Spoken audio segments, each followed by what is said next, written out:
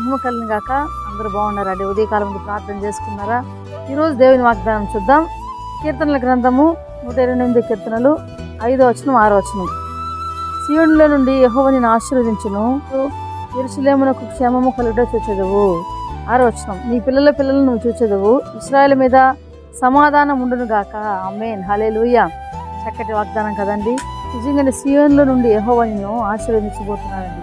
ఈరోజు ఆశీర్వాదం అనేది ఊరికి ఆశమాశ కాదు, కానీ చాలామంది జీవితాల్లో దేవుడు మమ్మల్ని ఆశీర్వదించాలి, మమ్మల్ని దీవించాలి అని అనుకుంటాం. కానీ ఎవరిని ఎక్కువ ఆశీర్వదిస్తారంటే ఆయన రెక్కల కింద దాగి ఉన్న వారిని, ఆయన్ని ప్రేమించే వారిని, ఆయన ఇష్టమైనట్టుగా నడుచుకునే వారిని, యథార్థంగా ఉన్నవారిని యేసయ్య ఎప్పుడు ఆశీర్వదిస్తాడండి. కాబట్టి ఆయన వాగ్దానం ఏంటంటే నీ జీవితకాలం అంతయు ఆయన క్షేమాన్ని ఇవ్వబోతున్నాడు. కాబట్టి నువ్వు ఎక్కడ వెళ్ళినా అక్కడ క్షేమమే, నువ్వు ఎక్కడ అడుగు పెట్టినా అది అక్కడ అదృష్టమే, క్షేమమే. కాబట్టి క్షేమం లేకుండా ఎక్కడ వెళ్ళినా మనకు భయమే అండి.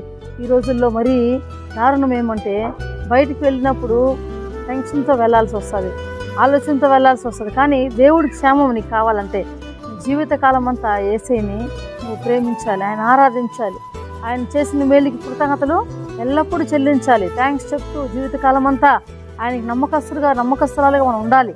అప్పుడే మన జీవితాన్ని దేవుడు ఆశీర్వదిస్తారండి. కొంతమంది జీవితాల్లో, తల్లిదండ్రుల జీవితాల్లో నేను పిల్లలు చూస్తానో లేదో అని టెన్షన్ పడతారేమో, కానీ యేసయ్య ఇచ్చే వాగ్దానం ఏం తెలుసా? నీ పిల్లల్ని నువ్వు చూచెదవు. తప్పకుండా దేవుడి వాగ్దానాన్ని మీ అందరి పట్ల నెరవేరుస్తారండి.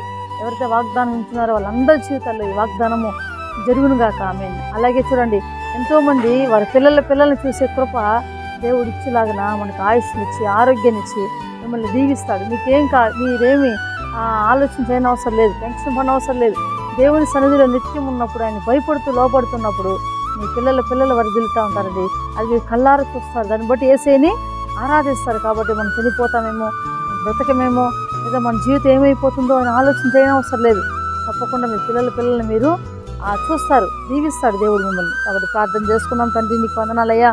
ఎవరైతేనైనా ఉదయకాలంలో వాగ్దానం ఉంటున్నారో వాళ్ళ జీవితంలో గొప్ప కార్యాలు జరిగించినైనా వాగ్దానం విని తండ్రి దాని ప్రకారం విశ్వసించే వారి జీవితంలో ఈ వాగ్దానం నెరవేరును కాకనైనా ప్రభు. ఎవరైతే నా ప్రభు అనారోగ్యంతో, రోగాలతో, బాధలతో ఉన్నారో వారిని స్వస్థపరిచిన తండ్రి. ప్రభు ఇరుకు ఇబ్బందులతో వారిని విడిపించినైనా తండ్రి. ఇదిగో నా ప్రభు, ఎవరైతే నా ప్రభు యేసయ్య కుటుంబ కలహాలతో ఉన్నారో, బాధపడుతున్నారో వాళ్ళని విడిపించిన తండ్రి. సమాధానాన్ని ఇంట్లో దయచేయండి ప్రభు.